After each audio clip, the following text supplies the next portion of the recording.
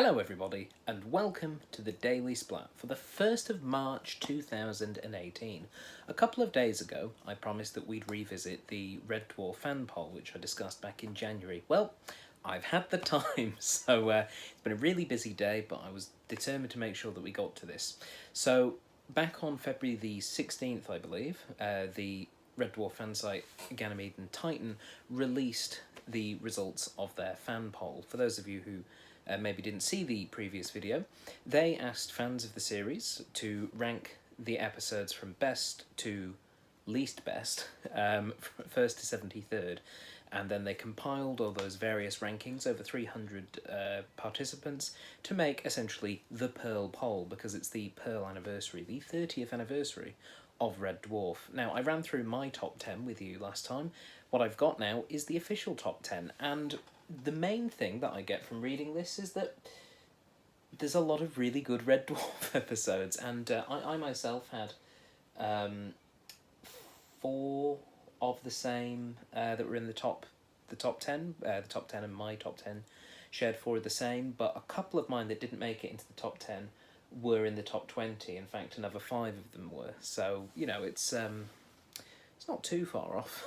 But yes, it was interesting. So, the Pearl fan poll, which we'll go through now, at number 10 they had Dimension Jump. I actually had that at number 46, and I think this is part of the problem, is I've not watched a lot of Red Dwarf recently. And I also don't tend to watch it chronologically. I will just skip through and pick a random episode, and Dimension Jump is maybe one that I have not seen recently, but it's a perfectly fine episode, and to be honest, there's really only 4 or 5 episodes of Red Dwarf that I'm like, I'll pass watching that. Everything else is very enjoyable. At number 9, Polymorph, which was actually at number 3 on my list. A fantastic episode, and doing very well in this poll. At number 8 in the official Pearl poll, the compiled results was Legion, which was down at number 37 on my list, but I understand why it's so high up. Legion is a pretty good episode. They're all pretty good episodes, most of them are anyway, in my opinion. Legion, maybe for me, just doesn't personally stand out, but obviously it does for a lot of other people, and that's great. I mean, it's all good content. At number 7, Thanks for the Memory, and number 7 was Thanks for the Memory, and number 6 was White Hole. I had those both in the 40s as well, 44 and 49, and that's maybe just because, for me at least, there's something about Thanks for the Memory which just doesn't make it stick for me as being something that I would say should be in the top 10, though the idea is very much ahead of its time considering when it was made, looking at essentially virtual reality gaming and things of that nature, but doing very well in the overall poll. And likewise, White Hole, it's a fine episode. I've actually been and rewatched that one since, but I stand by putting it in the 40s myself. But obviously lots of other people disagree, and that's fine. Number 5 was Queeg, which was up at number 13 for me, but Queeg is an absolute classic. And I'd say definitely, it was one that I was umming and ahhing about trying to get into the top 10, but ultimately fell at 13 for me. Number 4 was Quarantine, which I had at number 10. Quarantine's a great episode. Anything that's made the top 10 list is pretty much a great episode, and you know, it brought us Mr. Flibble and Chris Berry in a gingham dress. What's not to love? At number 3 in the Pearl poll list was Gunman the Apocalypse, which just missed out on making my own top 10. That was at number 11. It's the episode which won the series its most acclaim. You know, it won it an Emmy, for goodness sake. It definitely deserves to be high up on this list. Number 2 was Marooned, which was at number 4 in my list, which is just an outstanding episode, and I'm very happy to see that it made it to number 2. Likewise, number 1, Back to Reality, another episode which was ahead of its time looking at virtual reality gaming. It was at number 5 in my list, but I'd say it's a worthy winner. It's a great episode. There's a few episodes, obviously, which didn't make it from my top 10. 6 of them, in fact, were not in the top 10. My number 1, Backwards, was down at number 17, but to be honest, I'd say any episode that's in the top 20, I would argue, are maybe somewhat interchangeable. So, not completely, obviously, but to an extent. They're all sort of in that upper echelon of great episodes.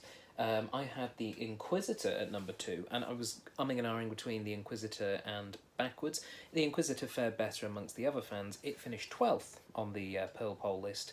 It's a cracking episode, so good work there. Out of Time was also on my list. It was down at number 6. It was number 14 on the overall list. The lowest ranked of my top 10 ones was Ticket to Ride, which suffers in many fans' eyes as the fact that it's from season 7, which is generally the season I think a lot of people agree not to talk about when it comes to Red Dwarf, although it's one that I'm actually quite fond of. Ticket to Ride, I think, is an outstanding episode. I think the fact that it's only at number 34 is more due to the fact that it's a season 7 episode as opposed to the fact that it's not a good quality episode. I think the rest of that series really does drag down its score. And then there is Future Echoes, which I had at number 8, and Meltdown, which I had at number 9. Future Echoes just missed out on the actual top 10 at number 11, so I think I pretty much had it in the right spot. And Meltdown was down at number 29, but again, it's all personal preference. I think the thing that we can all agree is that the Back to Earth specials aren't great. they did not feature high. But yes, there you go. It was really fun getting to read through these results. Lots of stats. I'm aware that this is an incredibly geeky thing, but I've been a big fan of Red Dwarf since I was a kid. I am thrilled to bits that we've had new episodes and that they've not been terrible, that they've been, by and large, been pretty good. In the voting in this, although none of them broke into the top 10, they did reasonably well. They certainly weren't cluttering up the bottom too much, which is good.